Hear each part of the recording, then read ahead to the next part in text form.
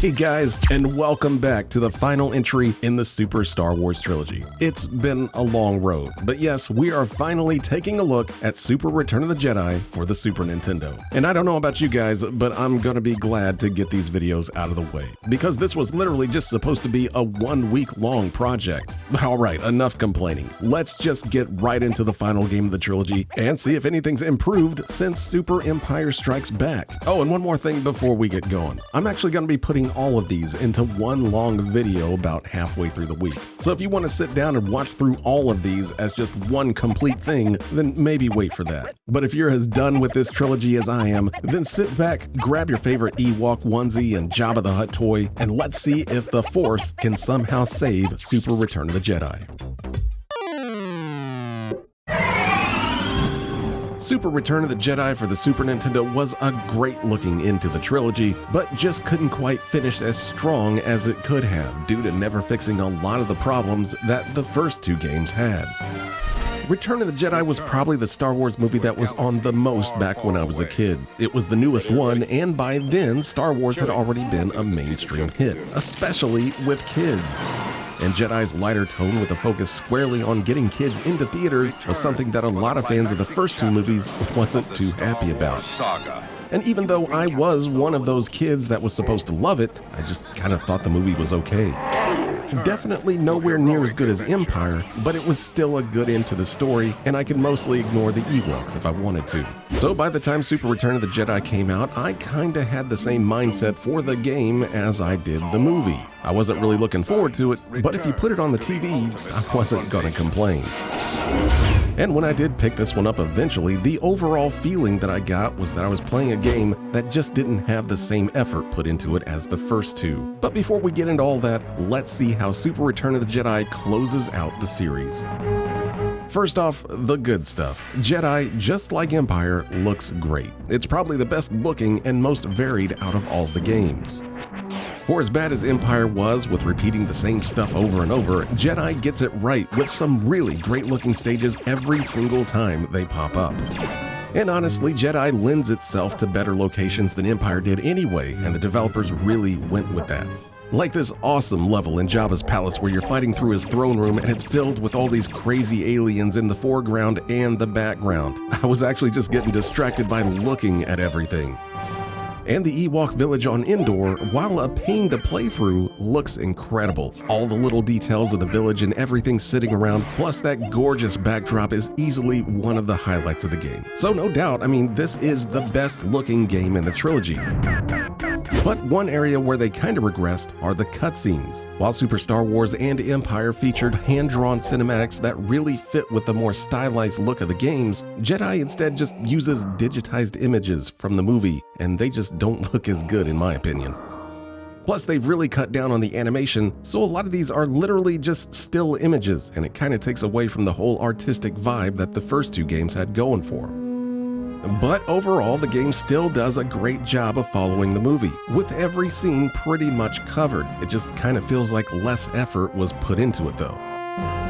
Now, if you were hoping that things were going to improve dramatically in the gameplay department over Empire, well, get ready to be disappointed. Because instead of making control and level design a top priority this time, it seems like the developers decided what players really wanted was way more characters to play as. Since not only does Luke, Han, and Chewie all return as choosable characters, but you also get to play as Wicket on Endor, and no less than 3 different versions of Leia to play as. And she's probably the most interesting character out of all of them due to that. The first time you get to play as her, she's dressed up as a bounty hunter with a staff to smack all the wildlife around with, and this crazy spin jump that tears through just about anything that she touches.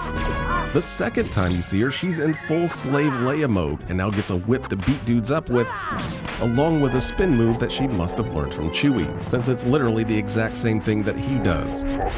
The last time you get to play as Leia is on the bunker in Endor, and this time she's just a generic clone of Han, only without his grenades, or really anything else. So there's not really much of a reason to choose her unless you just want to make the stage harder than it already is. The second new character is Wicket, and he could have been fun to play as with his smaller size and being able to scale trees using his arrows, but the stages he's on are just awful, with a bunch of blind jumps and direction that just isn't very clear. Plus, you don't even get to fight an AT-ST as the boss like they did in the movie. So to me, Wicket's just kind of a wash overall. The rest of the gang is mostly the same as before, only this time Luke of course gets his force powers from the very beginning of the game.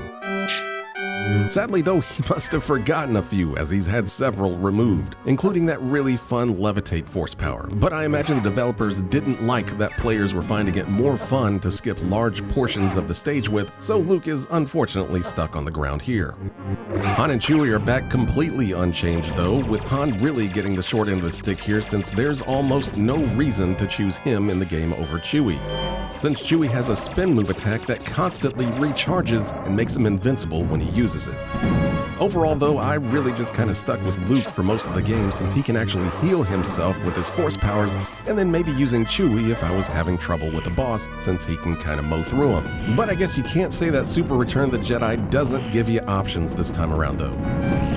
Now, if there's been one common complaint through this entire series of games, it's that the level design and the difficulty has all been pretty bad for the most part, and Jedi sadly continues that trend. Most continue to be straightforward affairs with the same bad, overly large, constantly repeating layouts that the first two games were dragged down with as well. But Jedi actually introduces several levels that are much more open-ended design-wise this time.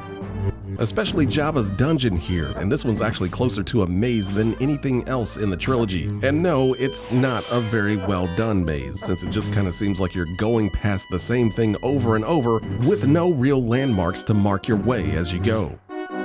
There's also several levels where you're going back and forth to make your way up the level, and they all do a very poor job of pointing you to which direction is the correct way to go and which one is a bottomless pit. Now, I'm not against large explorable levels in video games, but at least give me something to work with here, instead of going a way the developers didn't intend and ending up wandering around a big open space with no idea where to go. Oh, and you know what? I completely forgot to mention that there's a new speed power-up that you can pick up, which is something you definitely should not do since it literally launches you across the stage as soon as you touch it. And the way these stages are designed, you're guaranteed to end up in a bottomless pit every single time. Of course, we get vehicle levels here as well, and Jedi really leans into them this time. In fact, the very first stage of the game has you getting to Jabba's palace on a land speeder by jumping gaps and dodging rock columns. It's not bad, but this repetitive, very linear vehicle level is kind of the first sign that these stages may not be up to the same standard that the first two games had set. Especially by the time you get to the speeder bike stage, since this one just does not work very well. You're basically just sitting around until a stormtrooper decides to pass you and then shooting them down while dodging trees and trying not to slam into the sides of the screen. It does a terrible job of conveying the sense of speed and danger that the scene in the movie did, instead being a framey, awkward jumble of a level. Then there's this stage where you're positioned on what looks like the most Mode 7 looking Millennium Falcon ever while shooting down TIE fighters. I mean, it is functional, but it's just so simple. Why not bring back a reworked cockpit view that was in the last game? That just worked way better and was more immersive and fun than this generic shooting gallery is.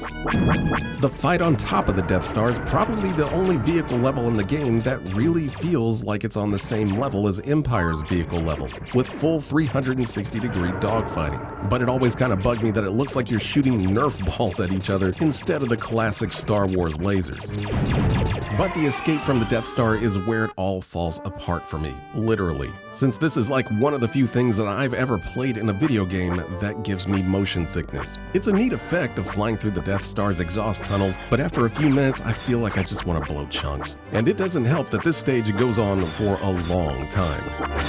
At least in the first part, you can kind of take it slow, but the second half, you have to floor it through this thing to make it through without blowing up. I just can't do it.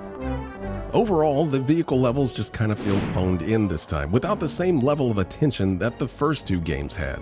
There's definitely more of them, but I'd take less just to have a level as good as the Trench Run or the Battle on Hoth in this game. Oh, and real quick, before we finish this one up, I just want to mention the difficulty. Now, I do think that Return of the Jedi is easier than Empire, but that's not saying much. It's still incredibly difficult. Everything that made you throw your controller in those first two games is back here as well. It's maybe a little easier to deal with, but I mean, it's still a really hard game. Thankfully, you do get passwords to make it through, but there were still more than a few stages in this game where I just felt like I wasn't going to be able to make it through.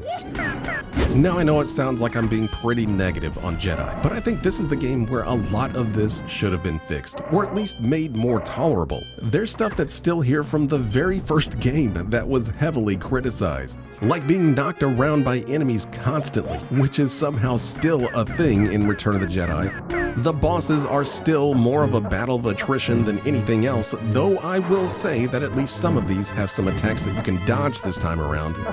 And of course the level design that really doesn't make much sense at all.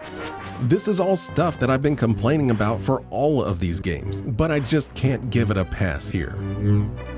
So with all that said, is this a good send-off for the trilogy? I mean, overall it's not horrible, but like I said, a lot of this really needed to be better by now.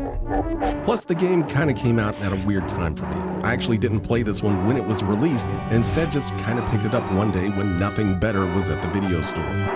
For whatever reason, I just didn't feel like I needed to play this one right away, since after spending hours playing Super Star Wars and Empire, this really seemed like more of the same, for a movie that I wasn't even that big of a fan of in the first place. And when I finally did play through this one, I didn't feel like I'd made the wrong decision. There's a lot of people out there that consider Return of the Jedi to be the worst movie in the original trilogy. And personally, I'd say that about Super Return of the Jedi for this trilogy as well.